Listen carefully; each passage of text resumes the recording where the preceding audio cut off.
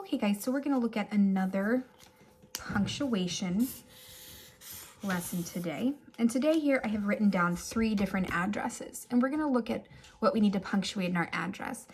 Everything's capitalized, but let's take a look at the punctuation. So here, the 4344, this is the street number. So this is the Botanical Gardens address here in St. Louis. So that's the street number. This is the street name. Here is the city name. Here is the state. And here is the zip code. When you are sending a piece of mail, it has to have all 5 of these parts of the address: the street number, the street name, city, state, and zip code. So let's look at what we need to punctuate in this little address. So 4344 Shaw, now this says BLVD. Do you guys know what that stands for? That stands for Boulevard. So instead of writing out the whole word Boulevard, what they've done is they've shortened it. This is called an abbreviation. So we have to put a period after abbreviations. So there's Boulevard, Road, Street, Avenue, Court, Circle. There's a couple different ones.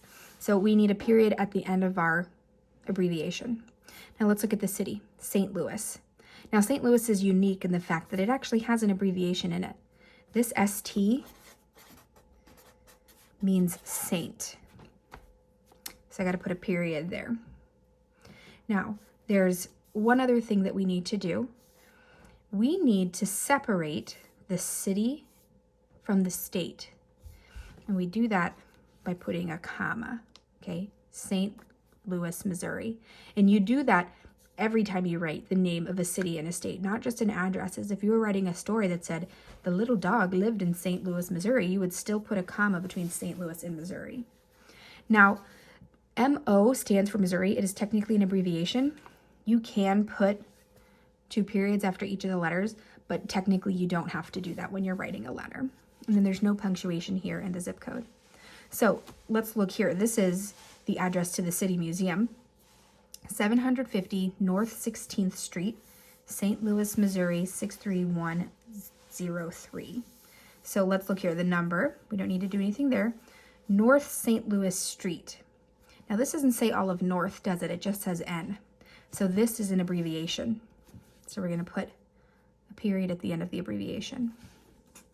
North, East, West, South, Northeast, Northwest, Southeast, Southwest.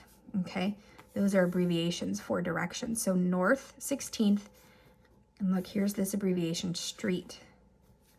I'm gonna put a period there. Now I come down here. We know that St. Louis, Saint is an abbreviation. So I'm gonna put a period there. Then we have one more thing to do. We have to separate the city and the state. So let me take green and circle the things we added. We added a period at the end of our abbreviations, and then a comma between the city and the state. Okay, now I have this one. This is the St. Louis Aquarium.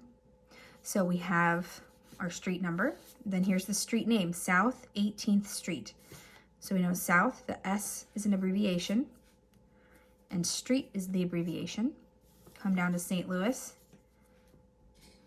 abbreviation of Saint, and then we need to separate the state and city.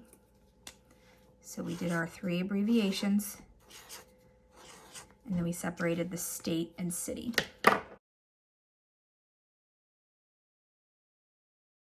All right, so January 1st is a holiday. So punctuation, luckily for dates, is relatively easy. You just have to separate the day of the month and the year with a comma. Sorry, it's a really ugly comma. So the day and the year with a comma. Day, year, separate it with a comma. Okay, it's pretty straightforward. It's just like we're separating the city and the state from one another. We're separating the day of the month and the year. Okay, that's pretty much it. So what I want you to do is practice writing down some dates, maybe practice writing down some addresses. It's really good for you to memorize your birthday, and it's really good for you to memorize your home address. If your home address isn't memorized yet, I want you to go ahead and do that. It's extremely, extremely important, okay? So yeah, that's the end of my lesson. Next week, we're going to be looking at punctuating letters, and both dates and addresses are used in letter writing. So it'll come in handy that we've already done this work. Okay, you guys, thanks for all your time. Talk to you later. Bye.